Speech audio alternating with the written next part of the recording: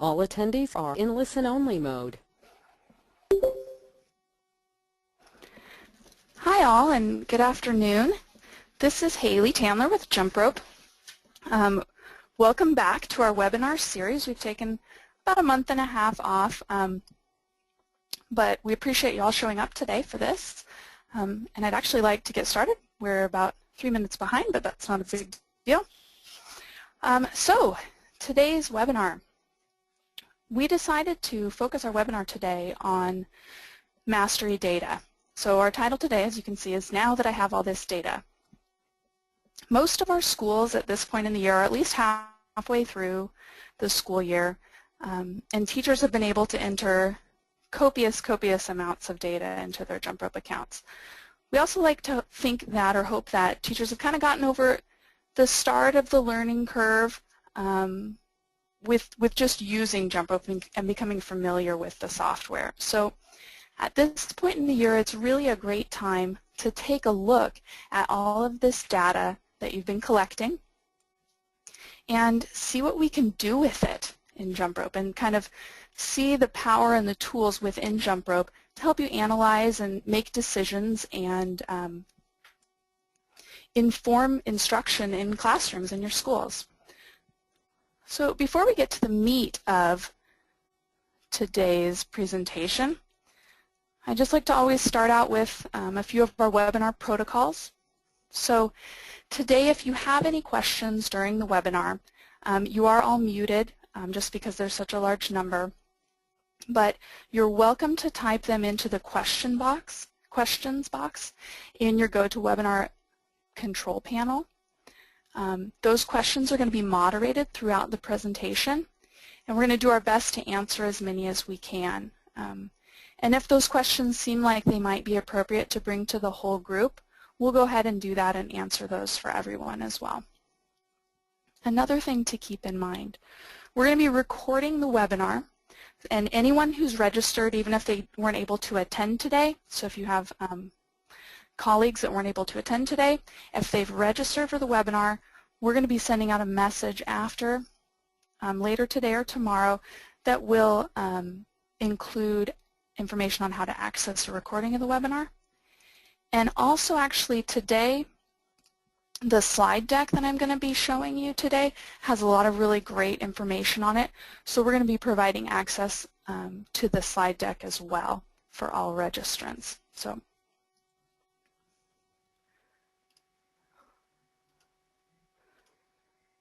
all right, so let's get started.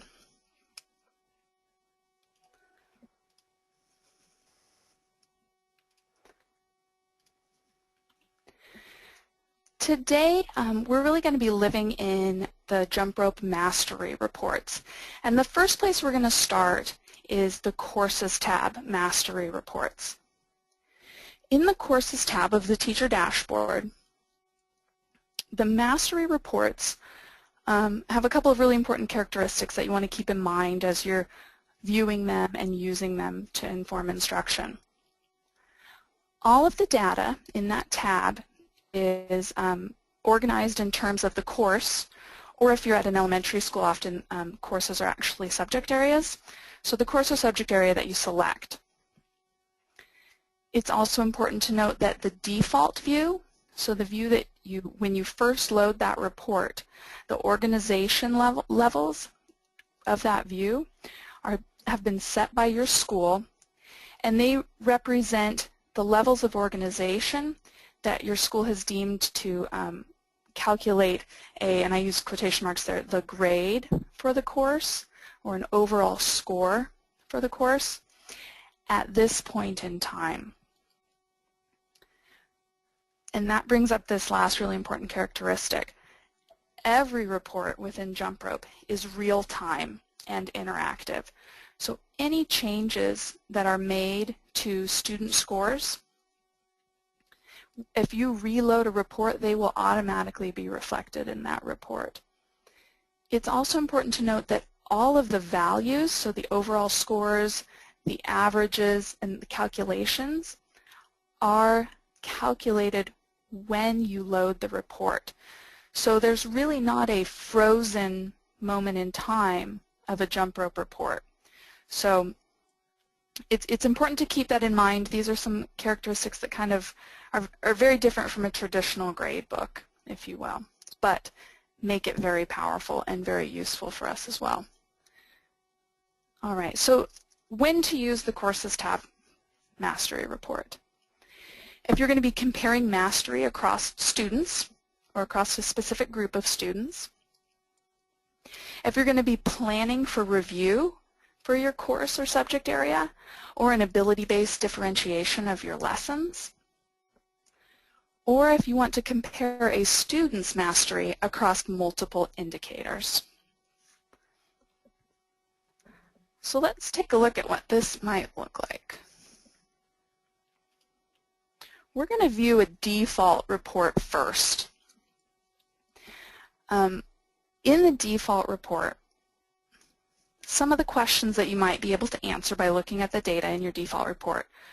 What is each student's overall score or grade for a course or subject? Which students are performing well overall? Which students are performing poorly? Who has outstanding missing work? So let's actually go to a demo report here and take a look. All right, so on my screen right now I've got our demo account that has mock students and mock student data within it. This account is actually an example of a first grade classroom.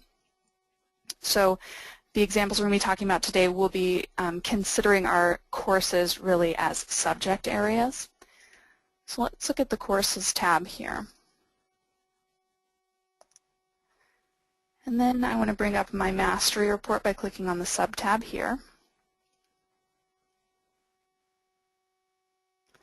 And we're going to look at the subject area of math. So since I have math selected here in the list on the left, I know that all of my report data here on the right is all in terms of that course or subject area.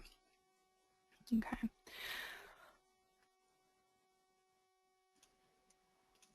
So while we're looking at this here, I do want to just kind of clarify some of the terminology that I'm going to use today. I'm going to use the word standard to indicate a higher level of standard. So it could be thought of as maybe a graduation standard, a domain, a strand. I'll use the word standard to indicate those.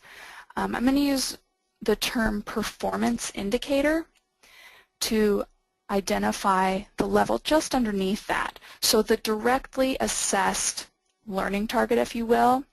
Some schools call those outcomes. So I'm going to use the verbiage performance indicator today for that level. So here on this report, again, this is the default report that's brought up for this particular school.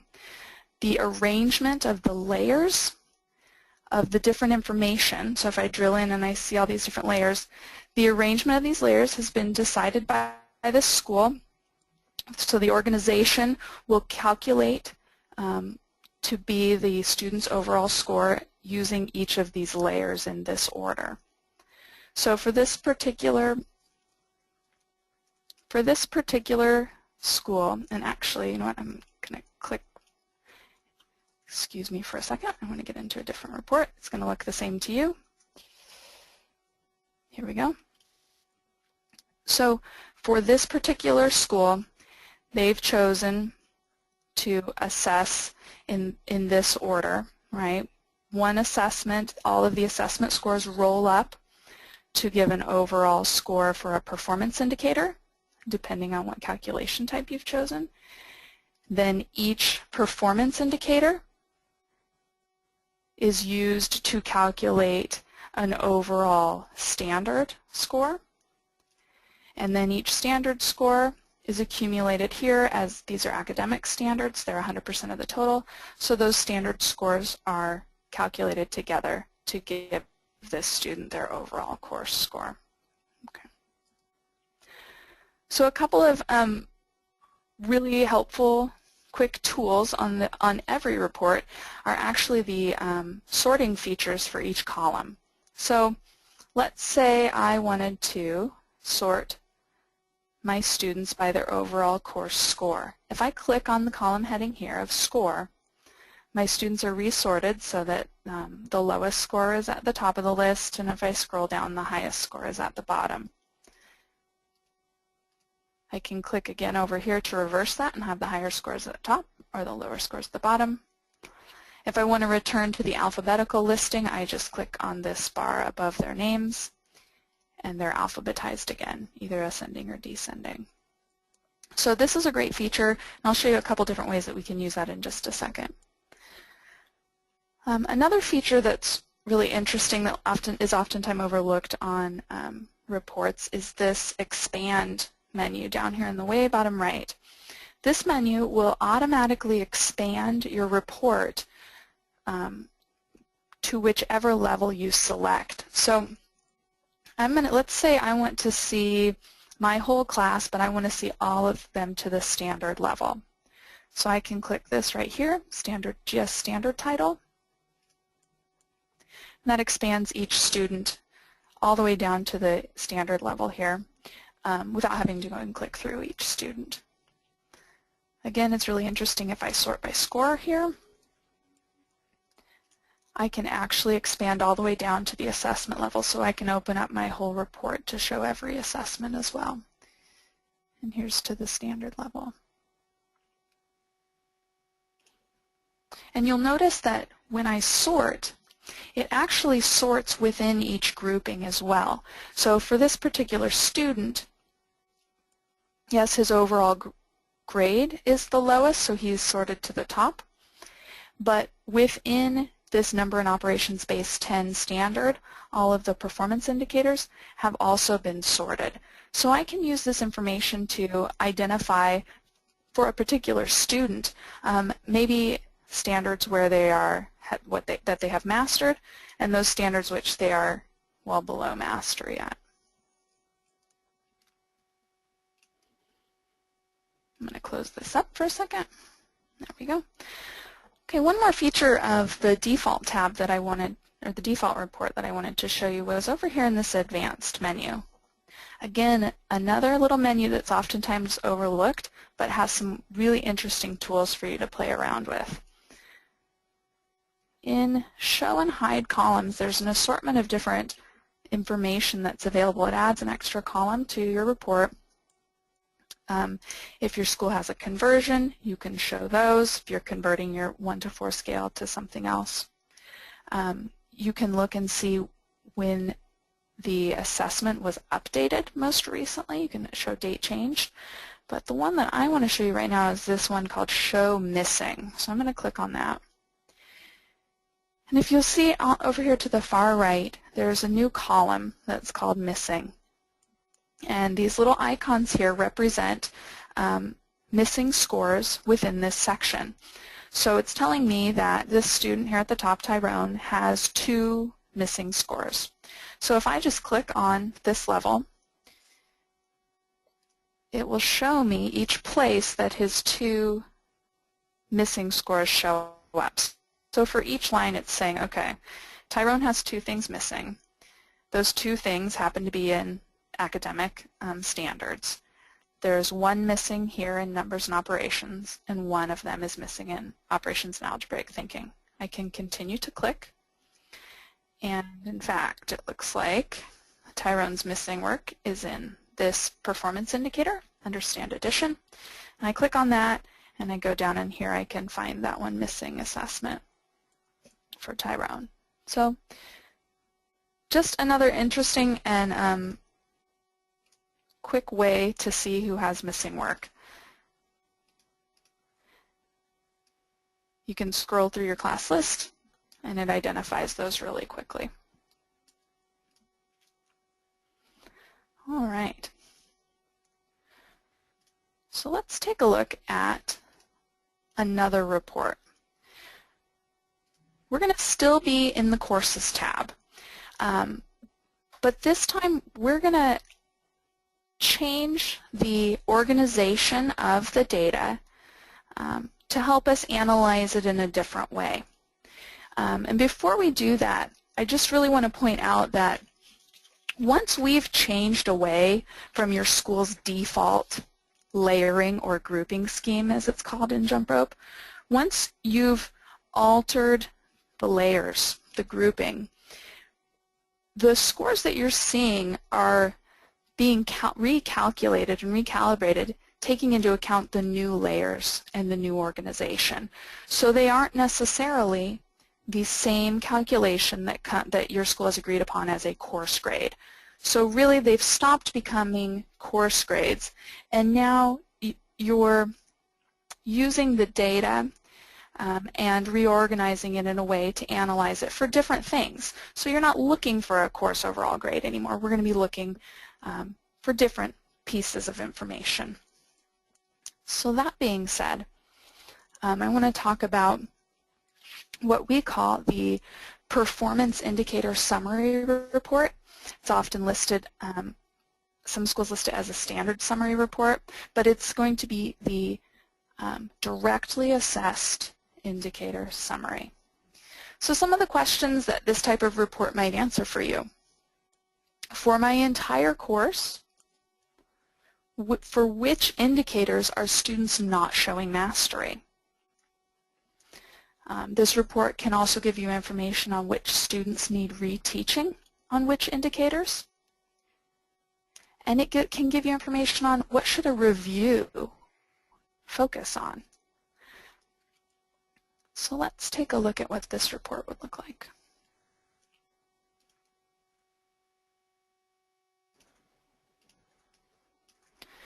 So I'm still in the Courses tab, Mastery tab, but where I'm going to click now is down here at the very bottom. There's a bar across the bottom. It indicates the current grouping scheme or levels of organization or layering, if you will, of the report that's being shown right now. If we click on this bar, we get a nice little pop-up menu that has some built-in grouping schemes or organizational layers.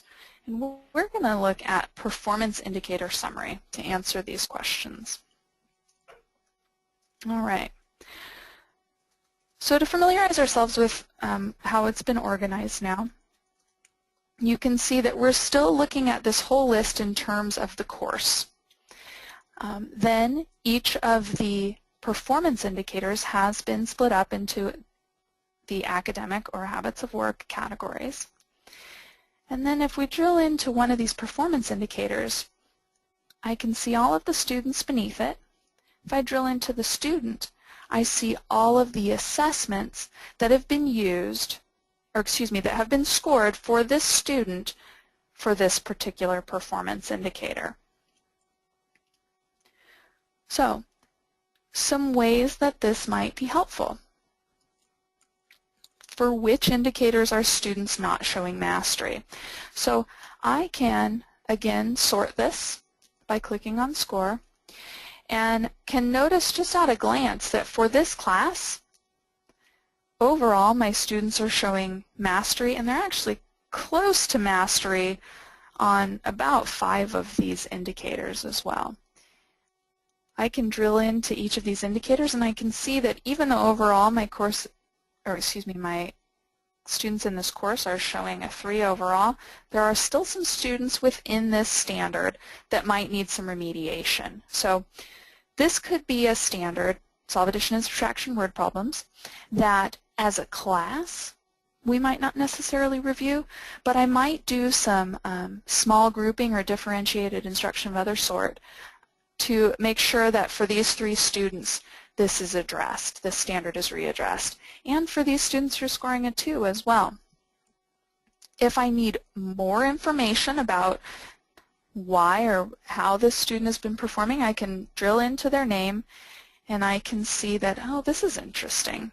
This student has a 1 the first attempt that they had, and then a few days later they scored a 4. So that could be something interesting to look into. It looks like they probably need at least another piece of evidence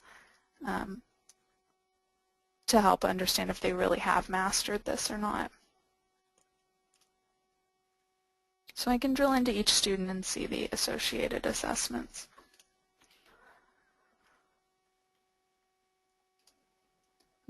if I go to this, this performance indicator that has the lowest score and pop it open, I can see then that I've got a lot larger group of students who have yet to master this performance indicator. And so it might show to me that this standard needs to be retaught or reviewed, or I need to come at it from a different direction. It also almost color codes your groups for you, right? So I could take these groups of students who are scoring less than a 2, I could even include my students who are including a 2, put them in an ability group, and then I could also make sure that my 4 students here who have mastered this standard are getting some support and extension of this standard, getting a little bit more depth about it, and are not still relearning or resitting through kind of this review that other students need.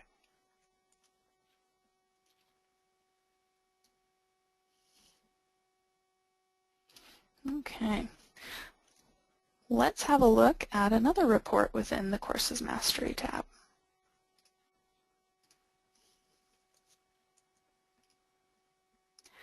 So another one of the preloaded grouping schemes is called the assessment summary.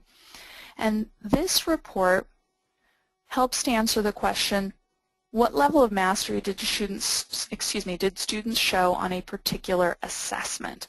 So if for some reason I want to know, like, okay, maybe I need to calibrate my assessments, and I want to see, were students scoring similarly across all opportunities for this one performance indicator, or were some of these opportunities or assessments, did they do better on, and why? So here again, I'm going to click on this grouping scheme bar along the bottom, and from the pre-filled grouping schemes here, I'm going to choose Assessment Summary. And what I see here are my assessments, first of all, grouped by type.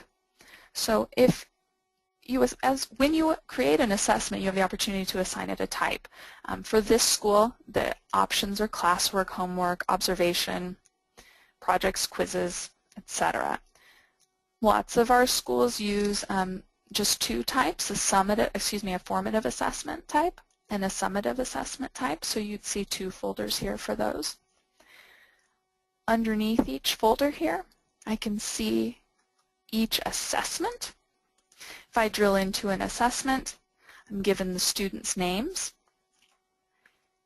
And I drill in further, I can see which standard or domain or strand it was associated with. I can see the actual the performance indicator, the learning target. And then I see the score again for that one assessment.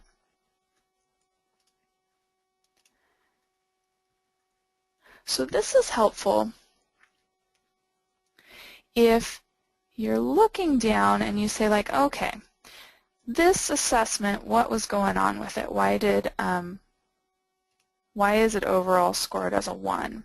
Well, I can drill into it, and it looks like in this particular case it was actually maybe an assignment that was only assigned to this one student. So this might have been a review assessment that I gave to this one student. So that doesn't tell us very much about the whole course.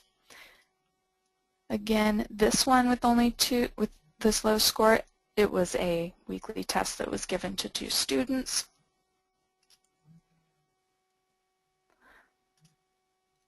This one here, an overall score of a 2.1. I can look and see, okay, so I had a large group of students that scored a 1.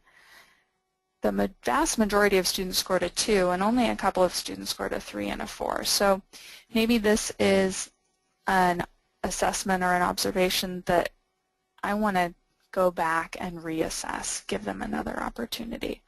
Or maybe there was something, something about my observation just really didn't observe the students correctly for this particular learning target or this performance indicator. So just gives you a little bit more information about each assessment.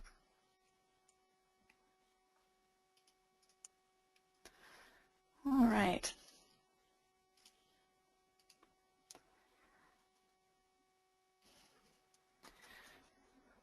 The next report is called the pivot report, and in particular here it's the performance indicator pivot. So pivot reports are a couple of caveats. They are a way to kind of take this two-dimensional data that's on our regular reports. We have to drill into each line and actually bring kind of columns and rows into account here so that you can view more data at one glance. They're going to look a lot more familiar to you if you're used to a traditional gradebook, but they do always contain kind of some buried layers as well, and I'll show you how to access that here in a second. So the performance indicator pivot, or the standard pivot in some reports, learning target pivot, in some schools, answers these questions. How can I compare performance of each student across multiple indicators at a glance? And then also, which indicator has the most students who aren't showing mastery? So just a couple of questions that this can answer. So again, I'll go to the grouping scheme here. I'll click on the grouping scheme bar, and I'm going to select performance indicator summary. Performance indicator pivot. I chose the wrong one. Here it is, performance indicator pivot. So you'll see right away that this looks a lot different from our other reports. We've got a column of student names on the left.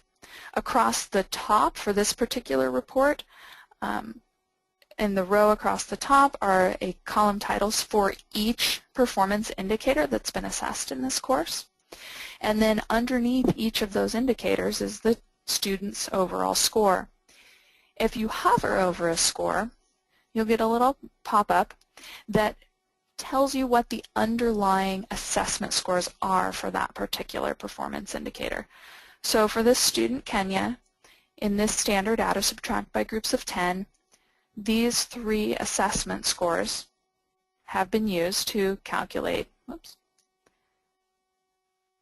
have been used to assess her ability on that standard, her mastery of that standard, and there's each of her scores for those assessments as well.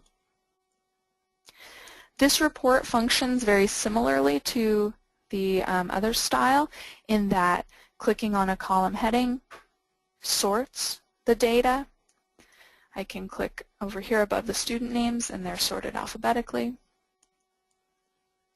As I scroll across, I'll see all of my indicators listed alphabetically.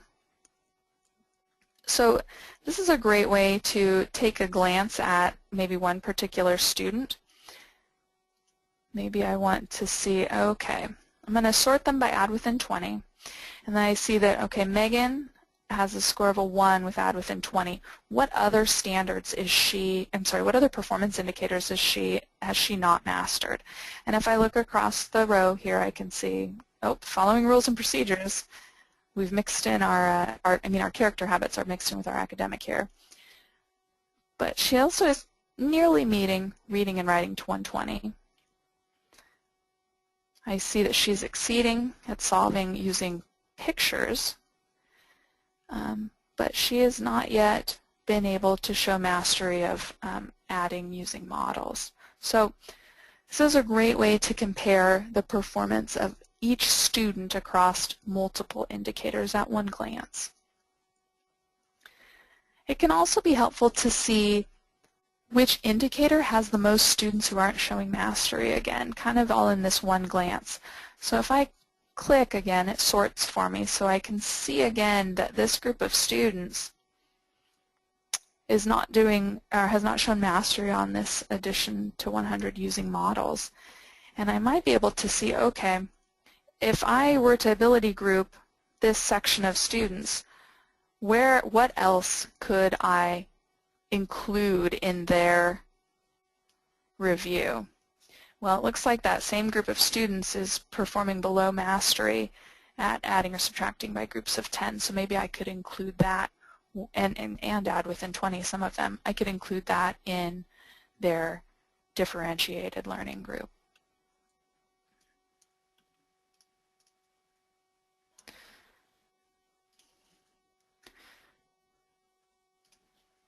Okay, one more report on the Courses tab that I want to show you, and that's called the Assessment Type pivot. Again, it's going to have that same look as the Performance Indicator pivot with the rows and the columns, but it might help you to answer the question, how can I compare performances of each student across multiple types of assessments?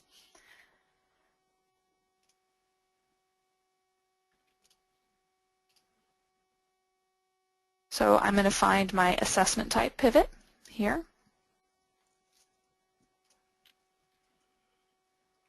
And now my column headings are the assessment types that we saw earlier, classwork, homework, observation. Maybe it's formative and summative. And again, you can sort the data here. I can hover over a score and I can see what the underlying assessment scores are that have gone towards this calculation. So this might be a great way to take a look and see, okay, I can tell that this student, Tyrone, is, not meeting mastery of homework assessments, but in my observations and in quizzes, he is showing mastery. That could be important information. As I scroll down here too, I see that this student has really low scores in the observations that I've taken, but their summative assessment, they've shown mastery, and they're pretty close to mastery on all the other types. So, that's just a good thing for me to take a look at. Okay, was there a certain situation that happened that day or those days when we took those observations that could have attributed to this low score?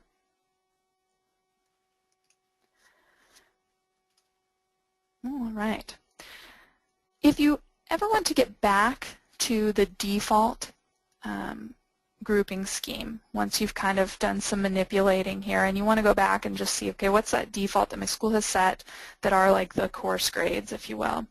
If you choose from the grouping scheme here, student summary, that's going to take you back to the same layering that your default report is, so a student summary here.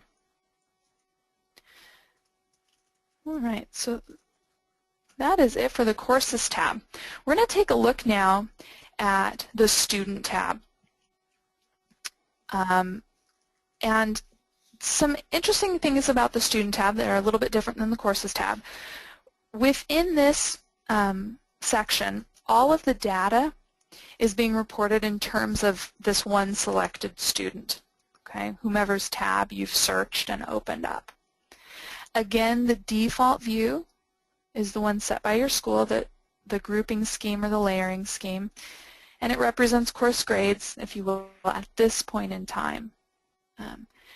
In the student report, you're going to see data for all of the students' courses, all of their subject areas, even those that you don't teach, anything that the student has been assessed on.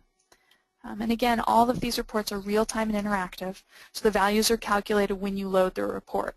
So if another teacher is scoring this student on something while you have the report up, when you reload the report, it will account for those new scores that have been entered. So data will change a little bit. You'll want to use the Student tab reports when you're comparing courses for one student. If you want to view and compare cross-curricular standards and indicators for a student, and if you want to compare a student's mastery across multiple indicators. So again, the first report we're going to look at is the default report. Very similar to the courses report. We can see what is the student's overall score or grade for each course or subject, on which standards are they showing mastery, and in which courses do they have outstanding missing work. So let's look at our buddy Tyrone. So To pull up a student tab, all you have to do in the search box to the top right is begin to type the student's name. A list will pop up of options, and you can click on that student's name, and it's going to automatically open their individual student tab. So for Tyrone here, I'm going to look at his mastery report. And you can see here that I have access to view all of his subject area scores. In this default report, I can see each of his overall scores. Whoops. I can, again, show that missing work column. This is Tyrone from a different school, so it's not going to show his missing work that we saw before, but that would show any missing assessments here. They would be flagged with that exclamation point, excuse me. I can again expand this, maybe to the performance indicator level, and I can see all of his scores for each performance indicator within each course. I can even look in his other courses or subject areas and see. And again, I can sort those values.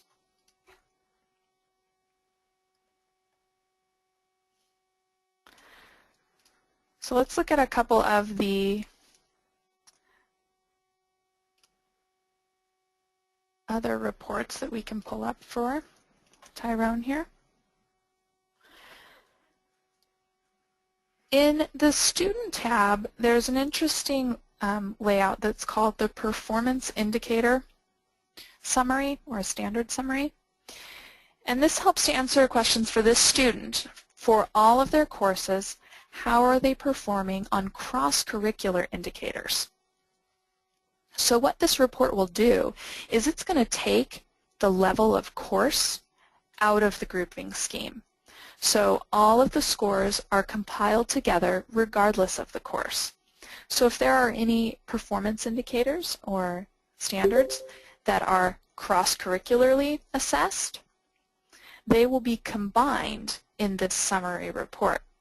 Oftentimes, schools have cross-curricular character or habits of work standards, but sometimes also subject area courses do as well. So this is an interesting report to look at those things combined. You can also see, are there any cross-curricular indicators, that the student is mastering in one course but not another. So here at the bottom in our grouping scheme, I'm going to choose Standard Summary or Performance Indicator Summary. And you can see what it's done. It's taken courses entirely out of the layering here. I just have my student, and then I have each standard type or indicator type, and then the indicators below it. So in these character mastery indicators, I can drill in and see what the assessments were for this student. This is their overall score on following directions the first time they're given, a 1.8, regardless of course. I can then look down here in the academic standards, and they'll combine as well, regardless of course.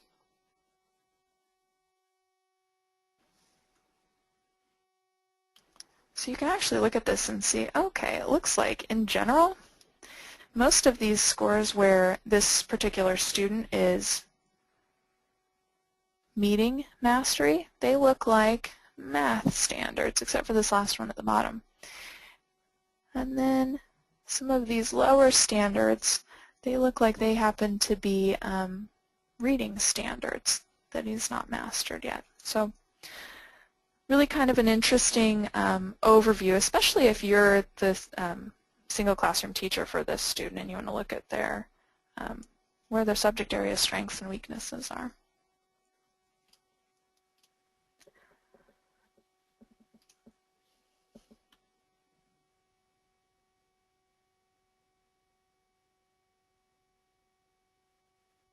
In the Student tab, we also have access to what's called the Common Core Summary. And what this does is it puts in an extra layer into the report, into the grouping scheme. If you have explicitly aligned one of your indicators or standards to a Common Core standard or a state standard, This report will organize the students' assessment scores based on those Common Core standards.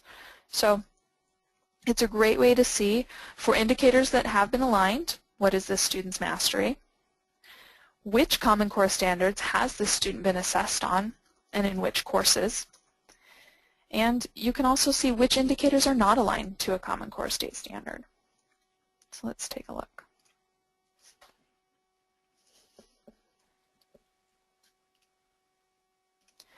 I'm going to select Common Core Summary. Click here. Oops, I'm going to go back to Tyrone here, excuse me.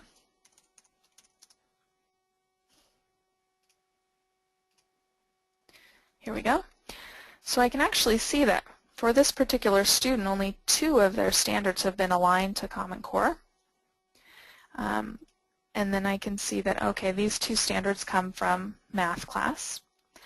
And then the rest of these courses, all of these standards, so all of these reading standards have not been aligned to Common Core, and the remainder of these math standards have not as well. So that has to be explicitly done when you're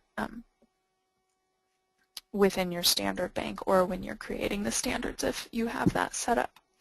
So this is just another way to look and see, okay, if I want to be, if I'm you know, have to show to an outside entity that we've been meeting Common Core standards, just another way to take a look at that.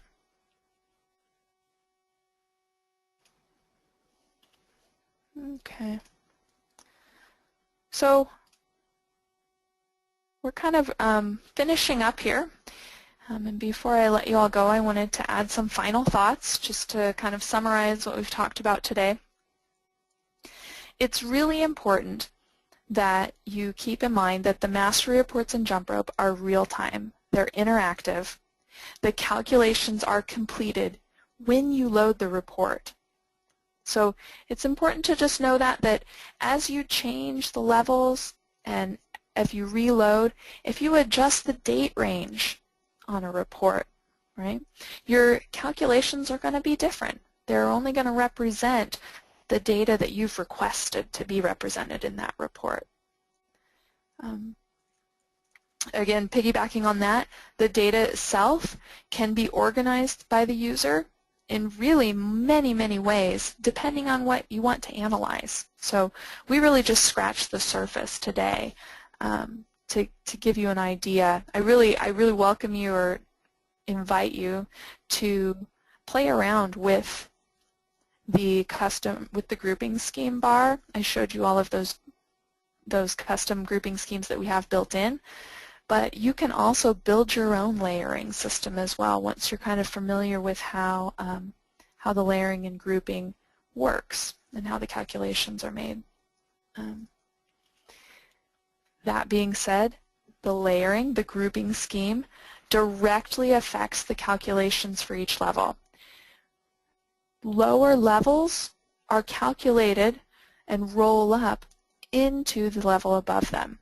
So if you're changing the order of levels, you're changing what and how scores are being calculated. So be aware of that as you're analyzing this data. So changing the grouping scheme might change what your school has deemed the course grade grouping. So some things to keep in mind. So that's it for our main content for this webinar today. I thank you very much for sticking around and listening. I hope that it was helpful to you all. I hope you can pass it along to your colleagues, that you learned something that you can actually take back to your classroom today to use to help the learning in your classroom today and to influence your planning. So as always, contact us with any questions at support@jumprope.pe. You can follow us on Facebook or on Twitter as well. Thank you so much. I'll be sending out a recording of this webinar and also information on this slide deck to all of our registrants again. And we hope to see you next time. Have a great afternoon.